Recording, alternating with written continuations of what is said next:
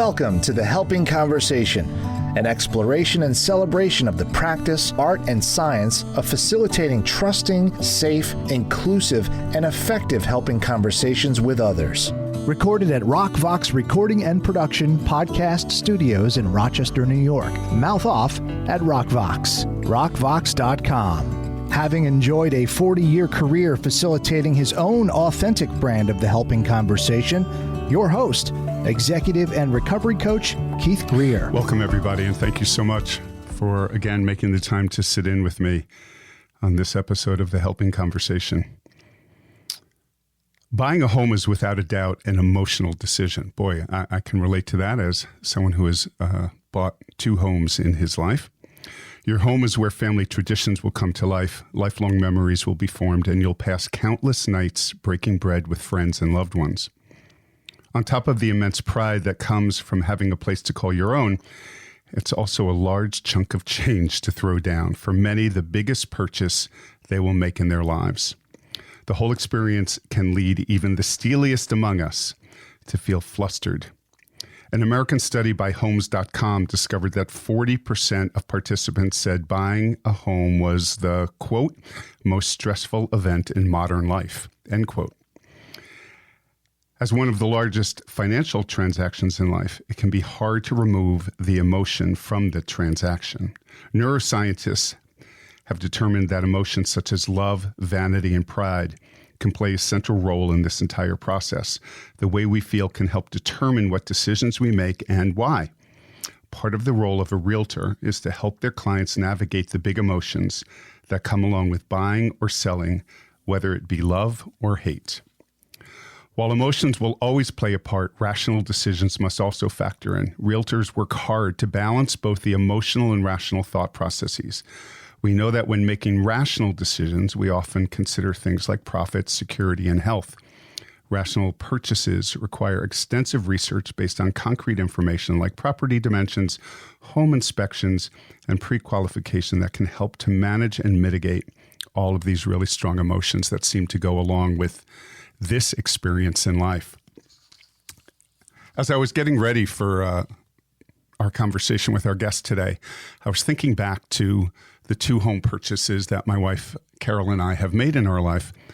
And I'm sitting here realizing I don't remember in any way, shape, or form who the realtor was, which says something to me about what their interaction was with us and maybe their ability to create relationship with us. And obviously they helped with the finer points of the transaction. But especially the last one, because we had to both sell a house and buy a house at the same time when we moved into the house we're in right now. I remember being so stressed out about getting through that period of time. And I don't have a really clear memory as to who it was who helped walk us through that. Now, I have a feeling that the folks who work with my guest have had a very different experience with their realtor in terms of the impact that she has on their lives. So let's jump in and discuss this very specific and really important type of helping conversation. Let me introduce you to Melissa Greer. Melissa is a licensed realtor broker and has provided the Greensboro, North Carolina, and the surrounding areas with award-winning service for over 30 years. Melissa was recently recognized as the #1 out of 50,000 plus sales associates in the Berkshire Hathaway Home Services International Network of closed transactions in 2021. In addition to placing within the top 10 in the nation for closed transaction between the years 2017 and 2020. She holds designations by both the Graduate Realtor Institute and as a certified residential specialist, placing her among only 4% of agents nationwide. Melissa has consistently placed among the top 2% of agents in the Berkshire Hathaway Home Services Network since 2010, taking the Chairman's Circle Diamond Award for ranking in the top 0.5% in 2014, and again between the years 2017 and 2021. Melissa has focused her entire career on providing heart-based guidance and dedicated service to all clients, always keeping in mind the meaning of home and community and the importance of investing in both. It is my pleasure to introduce to you literally one of the top realtors in the nation, Melissa Greer. Melissa, thank you so much for sitting in with us today. Well, Keith, thanks for having me. And what a great intro. I feel like you're describing someone else. So that was awesome. Thank you. Thanks for inviting me. Oh, I'm so glad you can be here. And just, if people are already starting to make the connections with the last name, Melissa and I are cousins connected through our father's side of the family. And so this is even a bit more joyful to have her be with us today. Very special. So thank you. So in addition to what I just shared, tell us a little bit more, maybe just about the journey of you've been in this industry for a really long time. What brought you there and how did you get to where you stand today? Well, when I graduated from college, I was a very good waitress. And I was the head waitress at Pepe's Pizza Den. I always tell people I worked my way up. But other than that, I got a degree in English education. And at the time, there were not many jobs. And so I was waiting tables at a place. And my mother, who was an incredible realtor, and she said, well, is there anyone closer to my age working at that restaurant? And I said, well, I think there's a lady who's 40 and she makes salads in the back. I think she just got out of prison. And my mother said, do you want to be her? And I said, I don't think so. I don't want to be her. And she said, well, and then she had talked me into get my real estate license right when I graduated because she said, you're not a good test taker, but you're used to studying. So let's go ahead and do this. So I had my broker's license. She said, why don't you come work for me?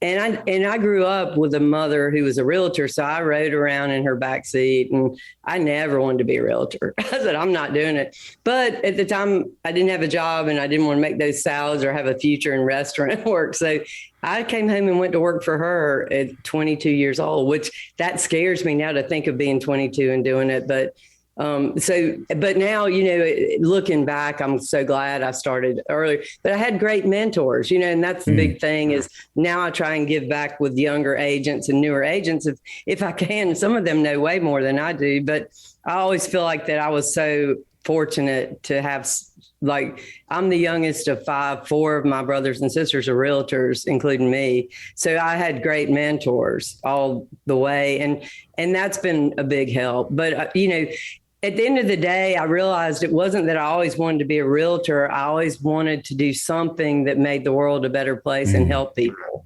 Right. And that is what has really made me so passionate about what I do. And it really is. I know there's so many ways to be successful, but it's totally what drives my success is that I think people know that, like when I heard you say that you can't remember who your realtor was. I saw you made a face. Oh, it's like, I can't believe that. That would be my biggest nightmare. So, but I think that it is an impactful thing. It's a big thing. And as you know, our homes represent everything that's important, and it's your sanctuary. It's everything where you spend your time with your family. It's where you celebrate holidays. And if you don't have someone, my mother always said, it's a service, not a sales job. Learn how to sell the city you're in. But what we're doing is finding people homes, and that's a service. And I really get that. And like I said, people have asked me before, would you want to do commercial? No, I don't want to do. I love doing this because it really, you can see the impact and you can see how you help. And I think that's your whole thing. So yeah, I appreciate, being able to come on and talk about it. Awesome. So you just mentioned, you kind of lead me right into my next question, because you just mentioned that you always saw yourself as doing something that was going to be helpful. So as you said, you went off to school and were maybe for a while thinking about teaching, things like that. So, the question I always ask all of my guests is if I was hanging out with you when you were a kid, what was there about you, about how you came at the world, maybe what you were involved in, perspectives on things that would have been evidence that you were destined to be in the helping world in some way, shape, or form? Well, I'm a people pleaser and always have been. I want everyone to like me. and you would have, when I was in school, I was always that person. I was fun. I never rocked the boat. I don't like conflict. And I've done that in my career too. I always play well with other agents because, I feel like that's important. And I'm a relationship person. And I think if you care about people, it's like, I was talking to a friend about, because they said, does happiness lead to success or does success lead to happiness? I said, I don't think they're related at all. I said, I think that success is what it is to each individual. Right. And to me, it is helping people. If I'm successful helping people and making the world a better place, and then I feel successful. That doesn't always make me happy, but it does in a way. It makes me content. Yeah.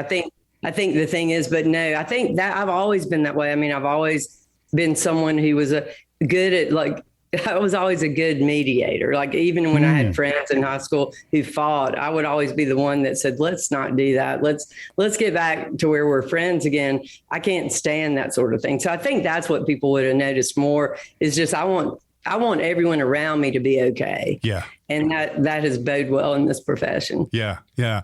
I would imagine, and I don't know anything about your industry, but you just said something that struck me, that you have made sure that you were one of those people who plays nicely with the other realtors. I'm going to make an assumption that's not always the case.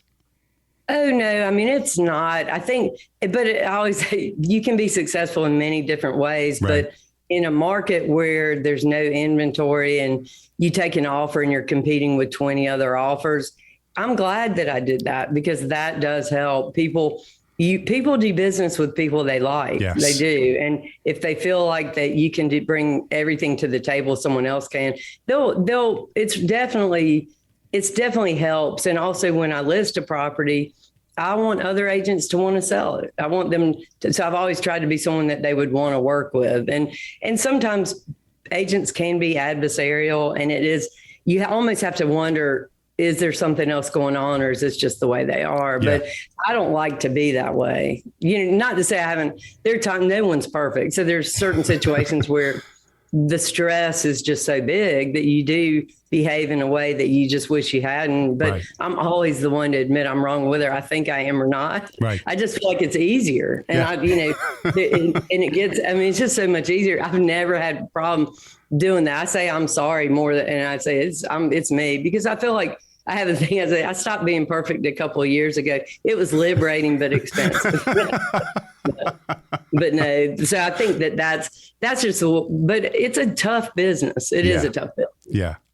But I would, we talk quite often on this podcast about some of what we understand in the neuroscience world around creating trust and safety with people. And you're already talking about some of that, your ability to be the one to apologize, your ability to take a step back, your ability to put relationship first before maybe dollars. Those are really, really significant skills for anybody in any industry, but I would imagine very much in yours. Well, when all I did was wait tables, I'm not motivated by money. I never thought I'd make any anyway. Right. And I never had that as a goal.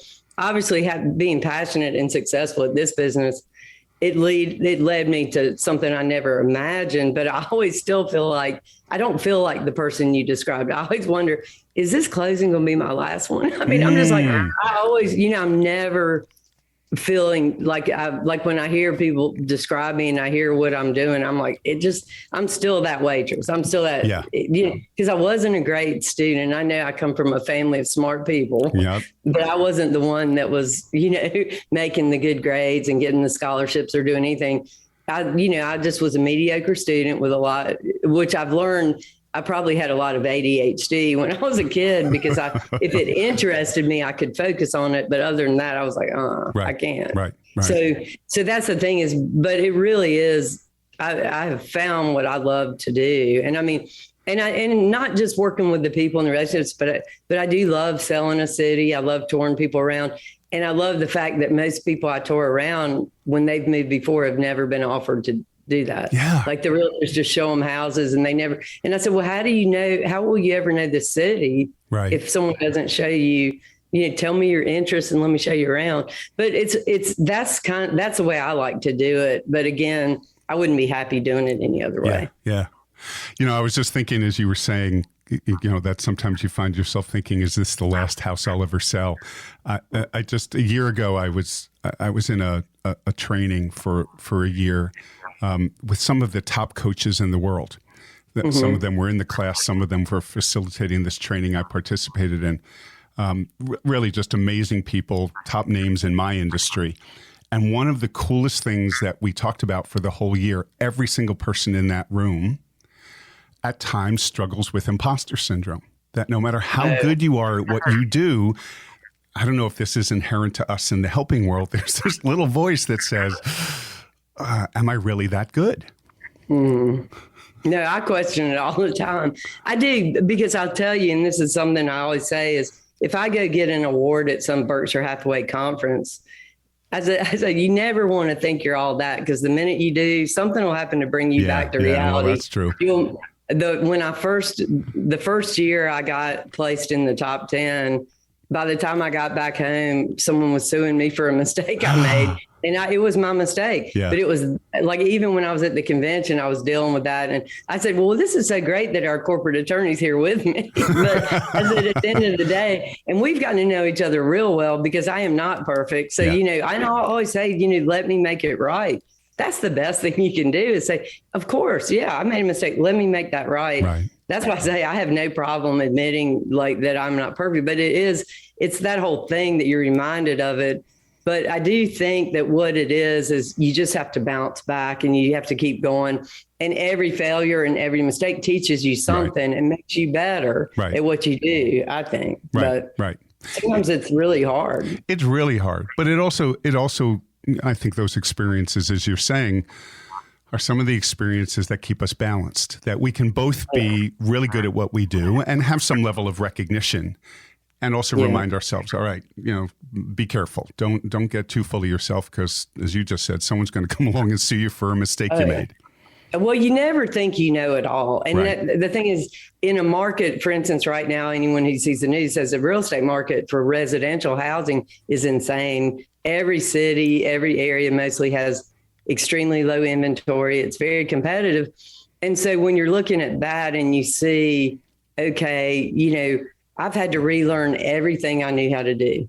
Wow. Because I've done this a long time. And so when people would ask me a question, how much should we sell our house for? What do you think is going to happen? I used to just immediately know. But now I have to say, I don't know. I said, I've had to relearn this. This is what we do. I'll give you my best guess, and then I'll help you navigate it. And I am good at navigating it, but I mean, there are no answers anymore, because it's so different. I mean, I call the real estate market here, it's like the Wild West almost. It's like people are throwing down all sorts of non-refundable money. There are things that have never happened.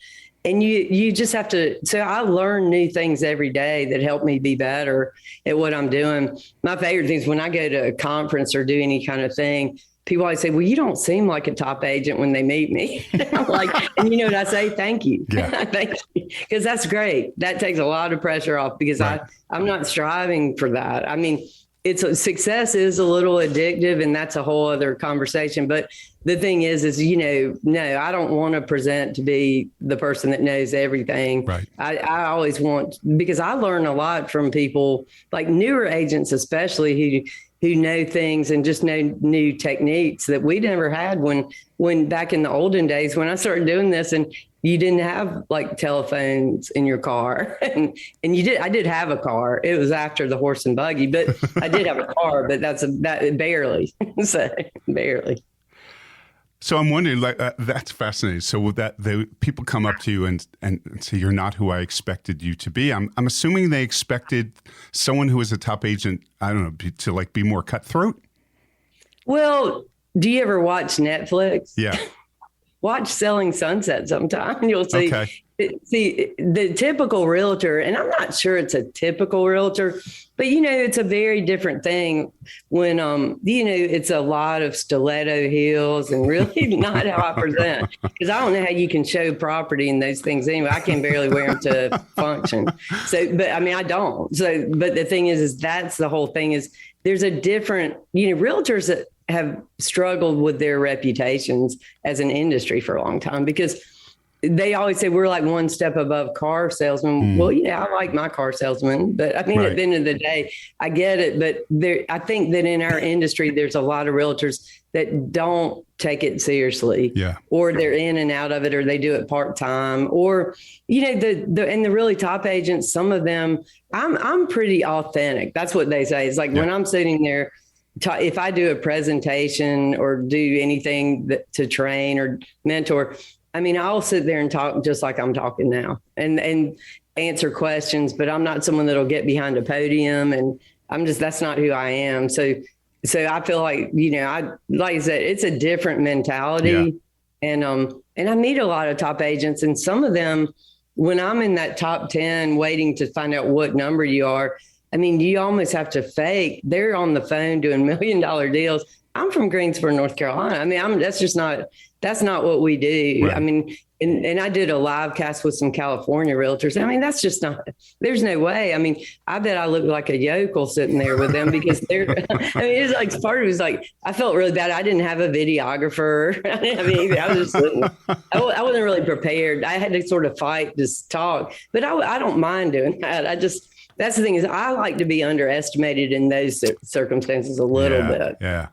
Look, that piece, I love that word. It's one of my favorite words, which is being authentic, because we know that most human beings have a bullshit meter that works really well. And if what comes out of you does not align with who you are, most people know that. And then I would imagine in your industry, that's when it feels like they're just trying to sell me, or they're just trying to, push me to make this decision, versus, no, you're going to get Melissa Greer. This is who I am. Warts and all. I know stuff, but I don't know everything. I would imagine that for your clients, that just has to be really create a sense of comfort in their interaction with you. Well, and plus I'm a talker. Like I don't depend on text and email. And that's one thing. So usually if I'm real busy, I'll start to lose my voice, because I think it's so important. And I tell people, especially younger, I know you love texting. I know it's been around a long time, but if you really want someone to know you care, they need to hear it. Yeah. They need to hear it. So people all the time, this one guy called me and he said, I can't believe you answered your phone. I said, well, I mean, if I can, I will. I mean, I don't all the time, but but that's where I think it's a little bit different. Like I don't like text and email to me is so impersonal. Right. And so what I think we do with houses and homes is personal. Yes. I love to say, when people say, oh, it's business, not personal. And I say, well, if there are people involved, isn't it always personal? Right. A little bit. Right. I mean, and that's really what I believe. And I think it is true.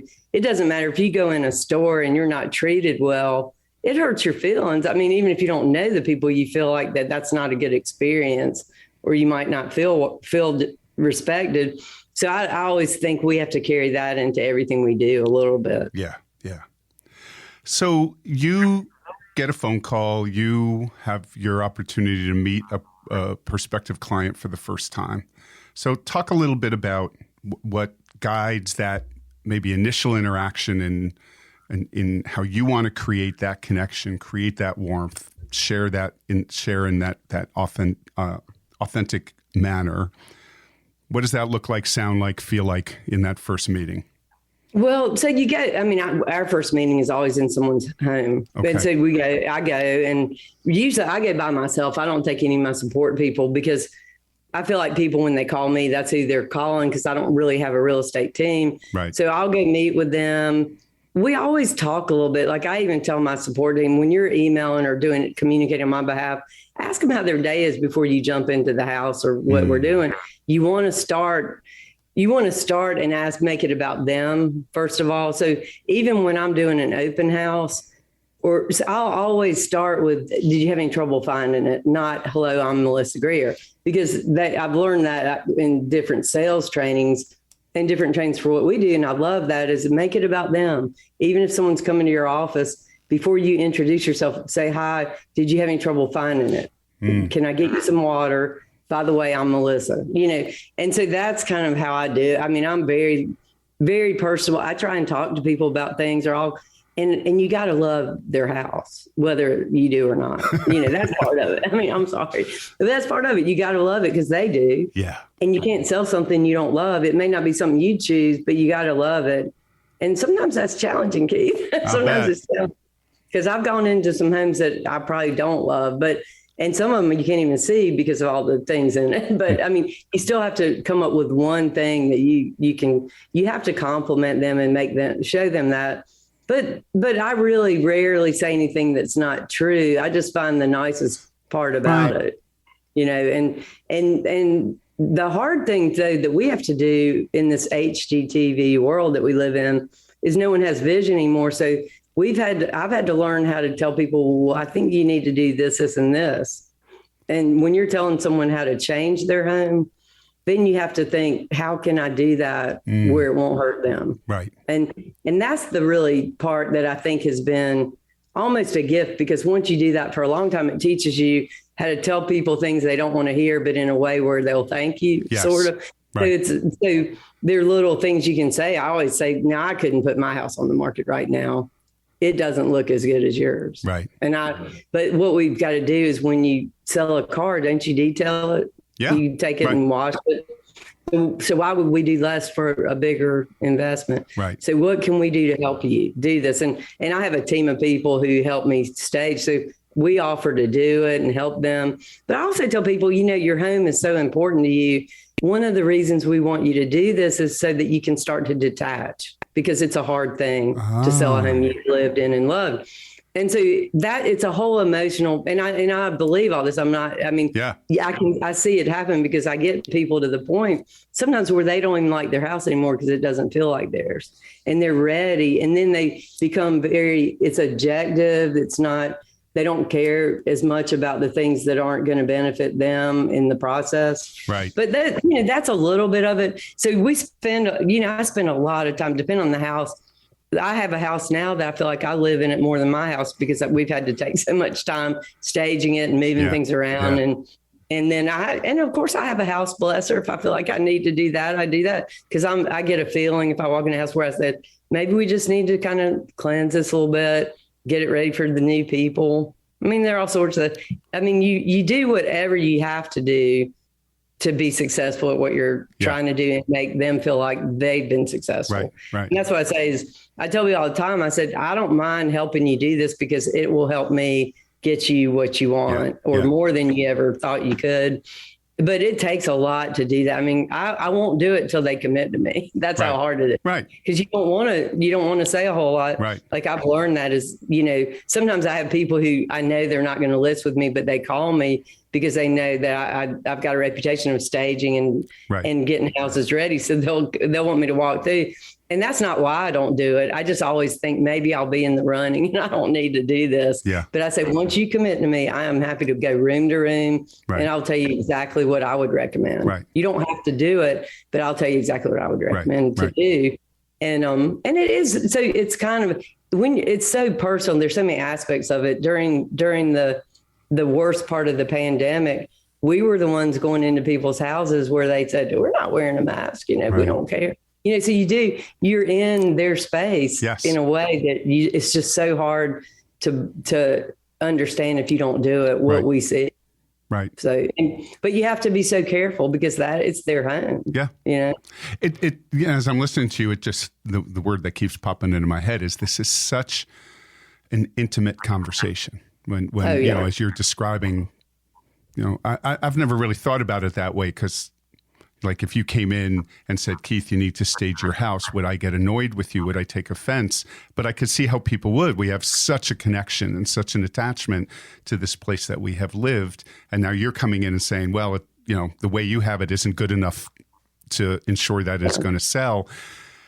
There is a lot of relationship building to be done there. Well, that's what you focus on first. Yeah. You can't, that's the thing is, you have to have a sense of when it's the time to start that conversation. Right. And already think about, like, I'll make notes about what I'm going to recommend if I get it, but I don't really say a whole lot other than how great it is in the beginning, because truthfully, it is great. Any home that someone loves, it's great to them. And you just have to become, it's like someone told me one time, it's funny, one of my clients said, what's your least favorite kind of house? And I told him, and he said, well, what house are we in right now? What style is this? I said, it's that one. And he loved it and bought it. And I said, it's fine. It's my least favorite, but it doesn't mean it has to be yours. Yeah. Right. I said, you may not like my house if you come see it. I mean, I like a cottage and a lot of people like something different, it's fine, but it's what I like. It's personal, and that's the whole thing. So there's no judgment, but sometimes you've got to be able, like what I said is when I can love a certain type of home that I really don't, because I've got a client who loves it, that's when you know you're doing it right, because you get in their space and you try and love what they do. Yeah. And it makes a difference. And then as a realtor, you got to learn not to say too much, because you don't know what buyers like. So when you're showing houses, you don't want to give a commentary because you don't know what they like and don't like. Right. So you have to learn that. So, I mean, it's interesting. It's all about listening more than talking in the beginning. Yeah. Yeah. Look, I think, one of the cornerstones of the work in my world is what you just said. We need to shut our mouth, open our ears, listen deeply, listen for the meaning people assign to things, even if the meaning we would assign to it for us would be different.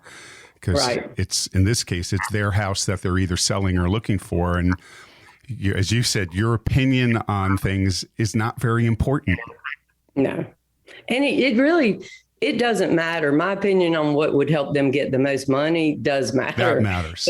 But that's how you have to back into that later. And they if you tell them the right way, they want to get the most money for it. I mean, they may not agree, but they want to. So that's the thing. And sometimes it's rare that I ever say, I promise if you listen to me, it probably will get you more money, because you don't want to promise anything because you might not. So it's always, you just do, like, it's a very much a gut feeling, but there are people who go in and they immediately tell the people, do this, this, and this. Right. And there are a lot of people who would respond to that if they're used to being told what to do or whatever, but some people don't like it. So I've always preferred to kind of ease into that. Right. Right. I was just having this conversation with someone earlier today about the concept of autonomy. That there is this tendency, I think, sometimes on the part of human beings, and even some of us in the helping world, to tell people what to do, and that can come from a really positive place. But there's some pretty good evidence that most folks feel better about the decisions in their life when the decision comes from inside them. Instead of somebody saying, here's what I think you should do. Yeah. Well, I do a lot of work with nonprofits, and I've been, because I like to give back to the community, because I'm very grateful that the community is good to me. And I think community is important in our business anyway. But when I've served on a board, I learned you got to make it, if you want to try and push like something that you think would be better for the organization, you got to convince the board members. Macy may disagree with that. I'm sorry. You've got to convince. It's got to be their idea. Yes. It's not. It can't be yours. No. You got to. The biggest thing that we can do in any aspect is make someone come to that decision without you telling them it's the best decision. Right. Right. Of course, my yard people are here right now, so you're going to hear some. You might hear. That's okay. This is a totally organic podcast, so whatever noise comes in. It's so funny. This is why anytime I try not to do Zoom calls ever, because anytime I do a Zoom call or we do our podcast here in my house, something like that will happen. The yard people will come on a different day, or, that's fine. It's reality. Right. Right. So you've talked a little bit about this, but let me ask maybe a little bit more specifically around the area of, because again, you're talking about such a vulnerable making conversation. For everything from the meaning I assign to this home that I've maybe been in for 20 or 30 years, to the incredibly vulnerable and intimate conversation about money, and what I can afford and what I can't afford, because that's a whole nother separate conversation in and of itself. So what are some of the things you think about when you walk in again with this first conversation that is simply about creating trust?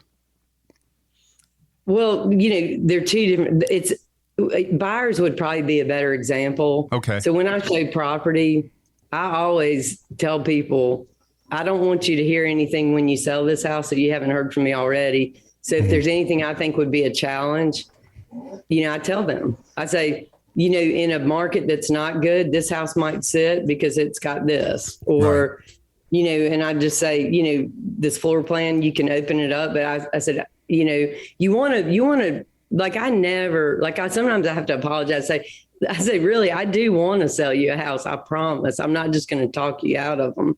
But I think it's so important that you really need to, if you're working with a first time buyer, which I absolutely love, but starting at 22, that's all I worked with. Once after a while, I didn't do anything for a while, but, you sit there and you think, how important is that? It sets their investment for their entire life. Like the one house they buy, their first house, that's what they'll build their equity. That's what they'll use to buy their next one. It's just such an important thing. So you really realize that you can't rush it. It's like I said, I'll be patient. If you want to spend 2 years looking for property, I'd rather don't settle. This is not something you settle on. A spouse or a house. This one, you don't settle for either one. You wait. You wait. I like that. So that's the thing. But so when people know that, they trust me because they know she's not out to sell me something today. Right. Now, on the flip side, when, in a market right now, we do, like, an example of what I did is I had first time home buyers who lost probably 8 houses and it was unbelievable. They were getting so upset. Obviously I was getting upset, but we were doing everything we could possibly do. Huge deposits, huge anything. So they see this house that is really a great investment. It needed all sorts of things, but they were handy.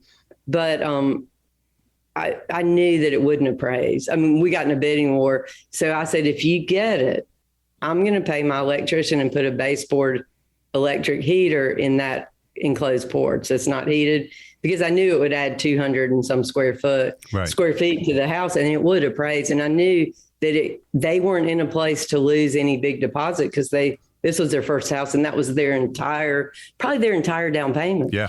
And so they got it because we shot up the price way high, knowing we could do that, and it would appraise, and they got it. And my electrician was there the next day installing that baseboard electric strip, and it appraised just fine.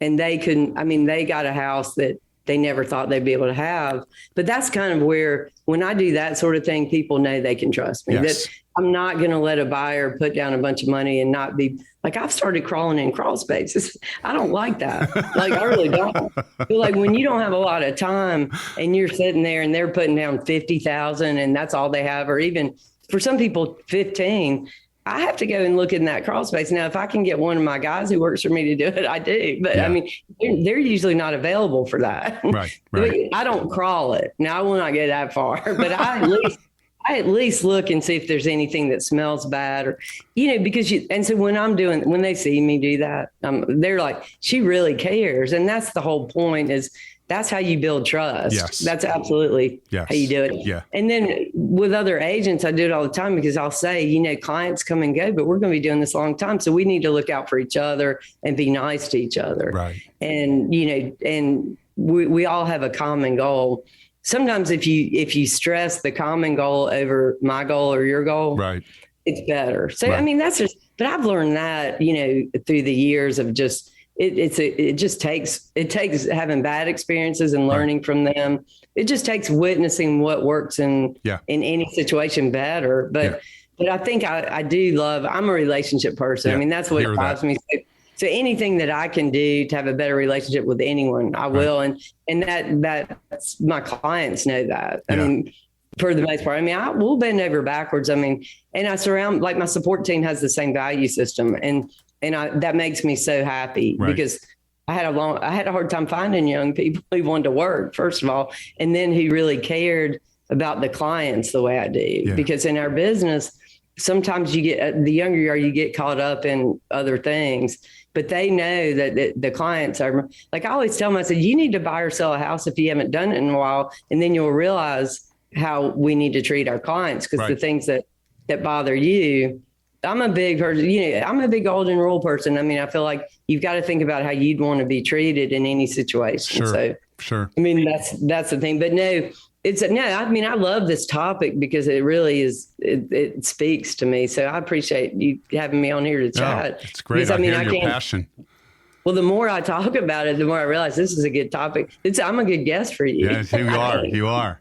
You just said something that I love, because, again, I think in the world of helping, I would put this up there with I might say some of the more foundational principles of what allow us to do our work really well, and that's patience, right? That the conversation we're in with the person we're helping Irregardless of exactly how we're helping, for me, it might be coaching. For you, it's in your role as a realtor, that the damage we can do if we move that conversation along at the pace we want it to go, versus being patient enough. Like you said, I'm in there for the long haul. If it takes us 2 years for you to find a house, fine. That's a powerful message. And back to your authenticity. Boy, do people feel that? Well, it takes the pressure off. And that's what I say is, I'll tell you, like the houses I showed before I walked away from these clients today, I said, now, these houses are going to be sold in the next day or two. Right. So if you like one of them, you got to let me know.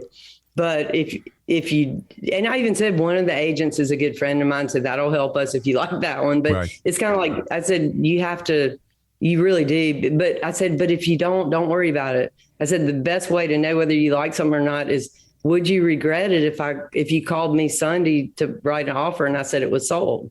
That's how you know it's your house, you know, and that's different than a car. You can always order a different car, find one. But with a house, it's almost, it's easy because people think I oversimplify a little bit, but I don't. I said, the thing about it is you'll know if you like it, because I say you got to put 50,000 non-refundable. If you love it, you won't mind doing that. If you got it. The people that push back, I just say, you got to think about whether you like it or not. Right. And then they start asking, well, what should we offer? That's the worst. Get you and I'd say, I can't really tell you that, because what if I said something and it sold for 1,000 more and you wish that you had done that? But I always say, you just have to make an offer where you won't have any regrets, whether you get it or you don't. I said, just think about it. What are you going to be able to think? I'll pay this much for it. Or if I don't get it, I'm okay. And then you have to be okay. Right. Just move on. It's not meant to be your house. Right. But that's the thing is, I've always loved the emotional aspect of this business because there's nothing better than walking in a house where someone loves it. You can feel it. Yeah. And you can tell, like after a while, I can tell when they don't. Like I can immediately tell when they don't, but I don't say anything because I don't think I'm perfect all the time. So I think I might not be right, but I finally, but the more you get on their wavelength and the more you show you care what it is. But it's funny, I'm not patient at all. That's my biggest challenge. I don't have any patience whatsoever, but I do for some reason, I can be patient for others if I feel like it's the right thing to do. But my own personal life, I'm the exact opposite. I have no patience. Well, that's funny because I always describe myself as inherently impatient. Oh yeah. But in my work, I find it's a place where I can find patience. In my work with the folks. That's right. I've never thought about it, but I know I hear myself saying all the time, I'm not patient with any process or anything, but with this I am. So maybe that's heredity. Yeah, it could be. It could be in the Greer genes somewhere along the line. I don't know. That's funny. All right. So I am a very big believer, and I hear this very much in you and in what you've shared already and how you see the clients that you work with. Very big believer that all of us in the helping world who do this work well, that we are inherently strength-based. We see the best in people. We see strength. We see capacity. And so I'm always curious with my guests. It's kind of a couple of minutes to brag about yourself. So what are some of Melissa Greer's greatest strengths and positive attributes? Well, I have a lot of energy, and I work hard, and I don't mind that. I think that one thing that is a real strength is I can't stand negativity, so I'm very optimistic and positive, and I try to really, like, we have a no negativity rule at my office where you have to leave that at the door. There's a great book on John Gordon. I don't know if you've heard John Gordon. He wrote this book called The Energy Bus, and it's an amazing book about how to stay away from negative people and people who suck the life out of a room, and he calls them energy vipers, but it's like, and I can't handle it. I just really, for anything, I'm always going to look at the glasses half full. Yeah. Not all the time. I have my bad days too, but I don't think it gets you anywhere to be negative. And so every house we list is beautiful. Every client we have is great. Yeah. And I tell my support team, this is what we do. And you can talk bad about me, but not when I'm here. Just do it at home. I said, it's fine, whatever you do, but you have to love me here. I mean, I have to be great here. So that's kind of one thing, is just having that desire to look at the bright, look at the positive. Yeah. And then, and I think that one thing, I mean, I hear it from others. I don't know. I mean, I feel like that I'm a calming, like I'm not reactive. I am reactive sometimes, don't get me wrong. But if I'm helping someone at work, like my clients, I can be the calm in their storm. Like, it's a big deal. And sometimes I have a client who says, how can you be so calm and just even keel all the time? I said, well, if I wasn't, how would you feel? Yeah, I said, if I was all over the place, I mean, I actually am very anxious. Like I'm one of these people that walk around probably tortured, but I don't seem like it. So, but the thing is, you have to be that for others. You know, you have to, so even in a urgent situation, I'm always good to be there, because I can calm people down or make them laugh. And, and laughter is so great, but those are the kind of things, I mean, those are the things I think that, and the authenticity I think is good, because I never try and be who I'm not. And I tell my people who work for me, I just say, you don't have to dress up, or you can dress up, but just as long as you're professional, be comfortable, wear what your look, because you need confidence. And I said, I think that's the thing I always tell you, I'm attracted to confident people. I've developed confidence in what I do. I mean, everyone second guesses themselves. Sure. And you can't not, but those are the kind of things. I don't believe in blame shifting. I think there are things, I really think being able to say you're sorry, even when you're not sure you are, and I think that's a real good trait, because some people have a really hard time doing that. And I think it wastes a lot of negative energy. But I would say those are the things that I think help me in a positive way. Right. Look, you've mentioned it a couple of times, that piece to be able to own mistake, that piece to allow yourself to be seen as vulnerable. We know in the world of trust and safety, those are the kinds of actions that cause the other people we interact with to say, oh, I can trust this person. It's interesting, because I think for a lot of people that, I don't know if I would say are outwardly successful or in positions of power, who feel that I can't show that vulnerability. I always have to show, make it look like I know what I'm talking about. It so works against them, versus being able to, I messed up. Yeah, I'm not perfect. Yeah, I apologize. I'll take ownership for it. I imagine that just resonates so deeply with the people you work with. Well, if you admit it and you say, how can I fix this? Or what can I do? Then they love that. My mother taught me that. She said, if you because when you're 22, you're always blame shifting. I did it. Listen, I was there. And because you don't want to get in trouble and you're still too close to being a kid. And that's what you did. Right. Like, no, I didn't do that. Someone else did that. But when my mother said, it's okay. Admit that you did it. Yeah. You're not. But let's see, what can you do to make it better? And of course, that takes practice, and it takes maturity too, to be able to do it. I think, and of course, it's different when you achieve a little bit of success. You can afford to make mistakes better. So it's not the end of the world. It's like when I used to have to buy a furnace if I missed something, that was really harsh on me when I was in my 20s and 30s. Now it's like, I hate to do it and I wouldn't want to do it. But if I made a mistake and I had to do something that was like that, I would be able, it's a little bit easier. It still doesn't feel good, but it just is. But I think that's the key, is you just always, and then the other thing I learned that I think that it takes vulnerability is when you go to someone, you say, I need your help. Yeah. How many people aren't going to drop everything and help you? Right. And so vulnerability brings out the best in people. Yes, it does. And so I never mind doing that. I always say, I'll go.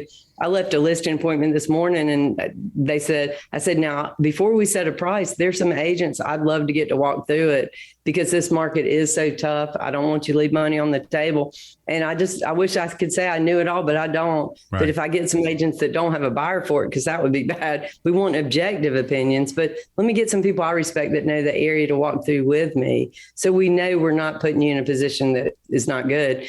And they love that, because it's true. I mean, it's kind of like, I don't mind co-listing a property if say it's a horse farm, and I don't know, I'm scared of horses a little bit, but I mean, honestly, but I'll get an agent that specializes in it to co-list it with me. And that people always say, why would you do that? And I said, well, why wouldn't we get you the best possible service? Right. I can be a part of it too, but this person knows horse farms and I don't. And some people, you can't do it all. So being willing to partner and find the people that can help you is another good thing too. Yeah. Huge. What would you say, just day in and day out in your industry, are some of maybe a couple of the greatest challenges to you? I mean, well, the greatest. It's a friend of mine always says your greatest challenges are also your best things. But our industry is not consistent. Yeah. It depends on, like, I always wonder, my clients and my friends who coach for a living, I say, oh my God, I can't believe your success is determined by these kids and whether they have a good day or they didn't go out last night and they're doing everything. And I said, but our industry is too. Like I know after 9/11, our business just completely slowed up. Right. If the economy goes bad during the recession, we had no control over that. I mean, It went away. Our business went away. I always say I did hot yoga twice a day in spin class during the recession. I don't know how I sold a single house, and I hadn't worked out in years, but no, I'm trying. But it's kind of like you do all these things. So not having control, you have to be okay with something, and even with your income, because it's straight commission. So you have to you have to know that you're not gonna be guaranteed a paycheck, and that's a different kind of way to do it. I mean, those are the challenges. Having to work 7 days a week sometimes. I've never had a job where my weekends were off. So, like for me, when someone says, "Oh, I'm glad it's the weekend," sometimes those are busier days for us. So it's one of those things where those are the challenges to the profession like ours, but that's where the dedication and the passion comes in. Yeah. And I think I know some of the answers to this because you've talked about this in some different ways, but a few of the greatest joys of doing this work. Well, I mean, it is true. Is when you see, it's like anything else, buying a home is different. Like you can buy a car that you love. You're not going to keep that thing forever. Right. You're not going to, you'll enjoy it. But when you see someone really connect with a home and it's like, I guess, when you fall in love with somebody, I mean, it's the same sort of thing. It's an energy where it makes you so happy because, and it doesn't make sense. Sometimes it's like, I always say, I never listen 100% to what people tell me they want. I'll always throw something in that might be 1 bedroom less or whatever, because you wouldn't believe the times people say, I will only buy a 4-bedroom, 2-bath, and they buy a 3-bedroom, 1.5 bath because they love it. And when you see that, you realize you've got to show them everything they want. But when they start not finding it, then you can open it up. Right. Even the timing of it's a little bit different. But that is the greatest thing. And then honestly, to have relationships that I've developed over the years with other agents where I feel like that there's mutual respect, that's a great thing because, I never imagined what I would do. I didn't really know what I would do. And to be in a business that I love and be able to have this passion, but also have relationships with people that I really care about and love working with, whether they're with my company or someone else. I mean, it's been, it's just a great thing to do. It's a great business if you're dedicated and you don't mind some of the challenges. Yeah. So that kind of leads right into the one of my last questions, which is if somebody was listening to this podcast and is at that point in their life where they're thinking about entering your industry, what would be some of your words of wisdom to that person? Well, I mean, I think the key there is I always think it's really important to find a local person in their area that is really successful at this business or has the image that they want, whatever. Like not everybody wants my life. And I get that. Like a lot of agents, they say, I don't know. I wouldn't want to do it at the level you do. I wouldn't want to work as much as you do. Mm-hmm. And I get that. So I understand that. So you got to find someone that represents what you would want to do. But if you say want to be the most successful realtor in that city, you need to find the most successful realtor in that city and talk to them and see what their life's like, because you want to know if your life would work that way, because you sacrifice a lot. Like, I don't have kids, and if I had to have a regret, that would be one of them. Right. But I mean, and you don't realize it when you're not having them, obviously, because you're too busy. But then you look back and you think, that is something I probably sacrificed for this career at the way I did it. And, now, do I wish I had them? Of course, I wish I had them. So, those are the kind of things I really think if you're going to do it well, it's something you've got to figure out what level you want to do it. Find the person who you would think would do it at that level. And if anything, it grows into a mentor relationship for you. And I think it's almost an apprentice job anyway. You learn best by watching people who are good at it do it. So I think that's what I would do. But I think at the end of the day, it is a great profession, but you really do have to be able to be good with all sorts of different kinds of people. It's like, I went to a public high school where there was every kind of socioeconomic group. And I'm so glad I did, because it prepared me more than anything. Right. For like a good story my brother tells sometimes is when Scott, he wanted to go to a private school, and he went to my mother and she said, well, son, find a world you can live in like that and you can go there. and I mean, they told that story at her funeral, and I love that story, and I tell it all the time, because the truth is she put us in a rough high school, but it's fine. But it really taught us how, like, you can deal with anyone. Waiting tables is a great thing. It's a great experience because you don't have a choice. You have to be nice to everyone. Right. And no matter what. And it is all about service. So I think that's the key, is figuring out if that's the kind of thing you could do for a living. Yeah. I would do that, and what level you want to do it. Yeah. I would also imagine, on this theme of what are your skills at dealing with all different types of people, as we've been talking about, given the stress and other pretty intense emotional experiences people have around the buying and selling of homes, you also are that person who I'm sure has moments where you are seeing your clients when they are not at their best. Oh yeah. Oh yeah.